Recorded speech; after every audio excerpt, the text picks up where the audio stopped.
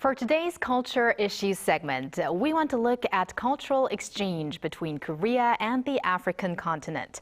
Recently, the Seoul Africa Festival served as a platform for Koreans to engage with Africa's diverse culture that was presented in the form of performances, food, a dance audition, a talk show, and the highlight, a Korea-Africa fashion show.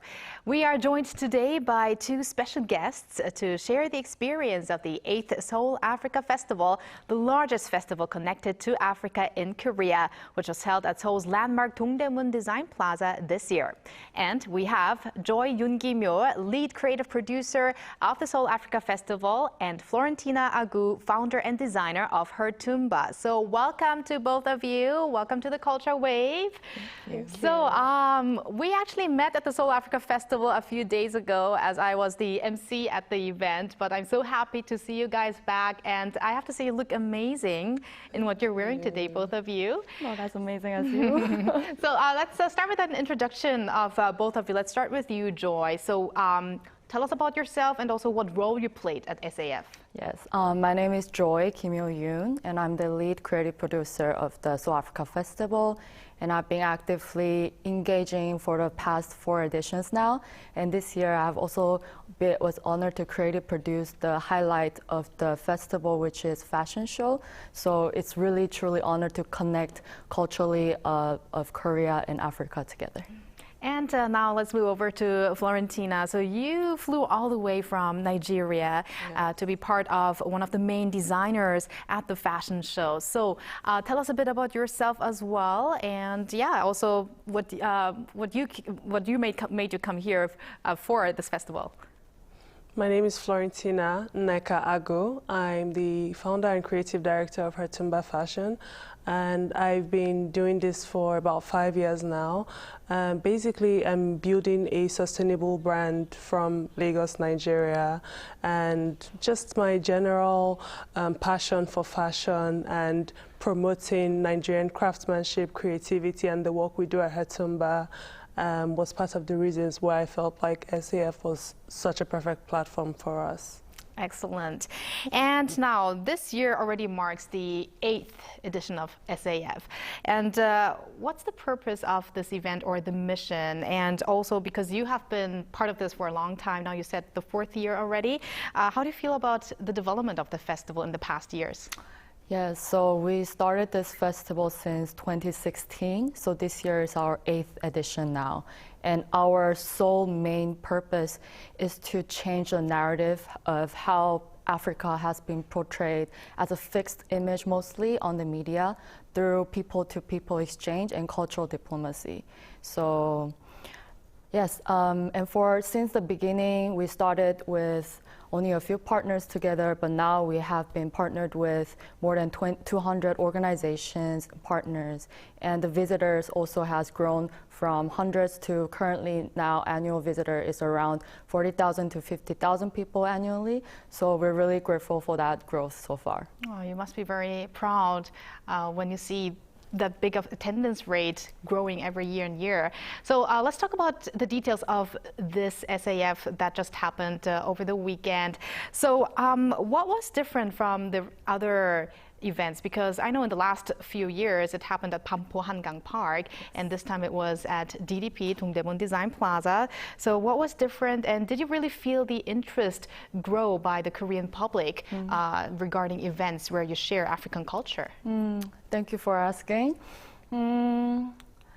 So towards the 8th edition, we're now going into a decade, which is 10th edition, very soon in 2 years. And we have been gathering a lot of positive feedback from the visitors and the partners.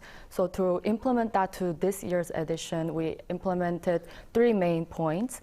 And first is that as a continuation of the last year's Korea-Africa Summit, we have co-hosted with all the African group of ambassadors here in Korea. That's around 19 embassies here.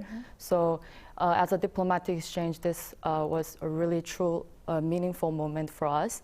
And second of all, it was our first time ever to invite really well recognized and renowned African designers and bring them here to Korea to present their collection.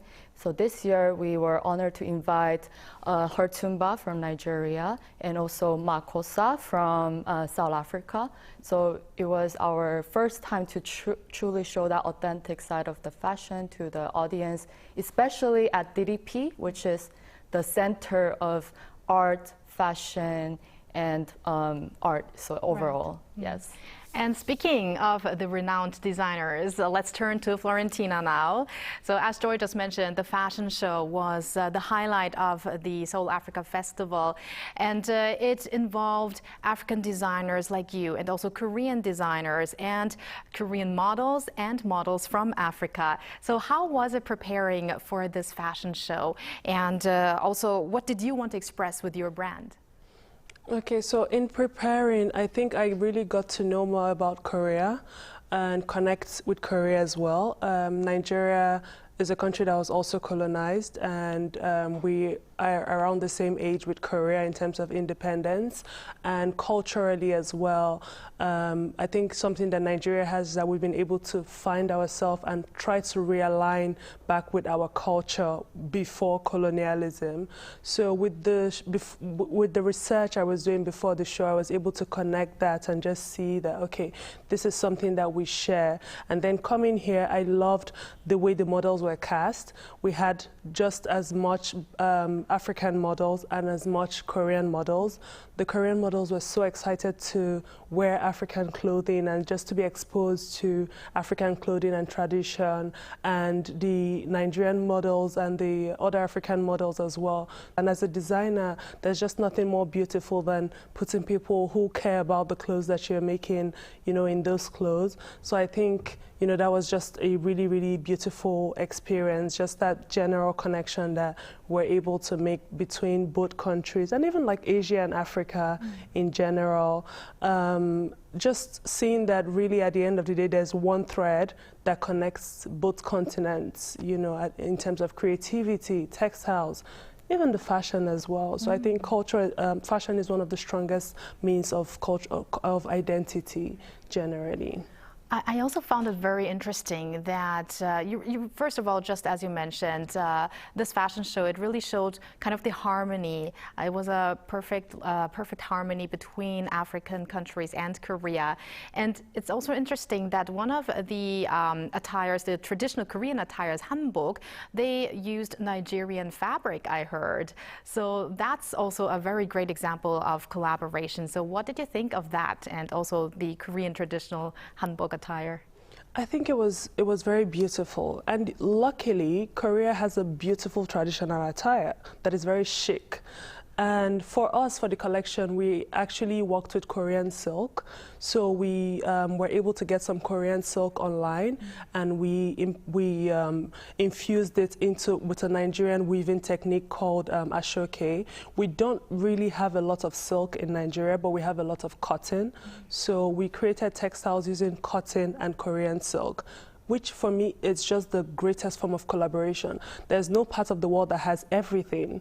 If we really unify, we can just have a beautiful and safe planet where we get silk from Korea and cotton from Nigeria and music from Africa and movies from Korea. And like, there's just all these beautiful things to be shared amongst one another as human beings. Oh, beautifully said, Florentina. And you know, as a person who was at the event and actually watched your fashion show, I could not help but notice that when you were up on the stage, you teared up a little bit. So maybe could you share with us your emotions when you were there on stage? Yeah, I mean, I'm such a strong woman. In Nigeria, we're taught to be strong because nobody's really coming to save you. But I think just being here, there was a softness that I found myself experiencing. First of all, from the organizers, who have been so welcoming. As an African creative, very few people invest in you. Very few people find you and also invest their time and energy into ensuring that you have a platform. So I have had to push for the past 5 years and to just be in a position where I'm being supported and the clothes are being shown and being appreciated to a level where I don't think I've really ever experienced. I just felt so welcomed. And I just felt so appreciated. And it just made me remember the journey of having to get here and everything I've been through. And even from growing up, my mom literally looked at me and said, "You are the child who will bring us out of poverty.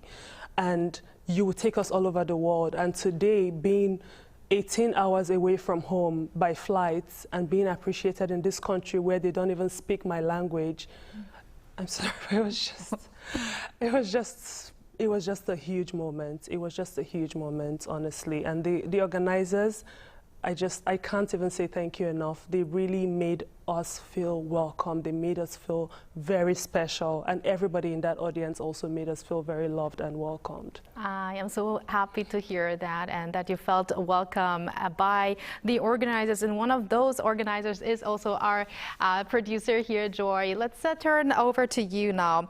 Joy, here in Korea, are there any other ways how you can experience African culture except for an annual festival? Yes, I know this once a year. It's huge. Everyone comes here during that. They're looking forward to this day. However, besides that, because we work with all the embassies here in Korea and also African diaspora, that's 18 embassies and also more than 15 African diaspora community here in Korea.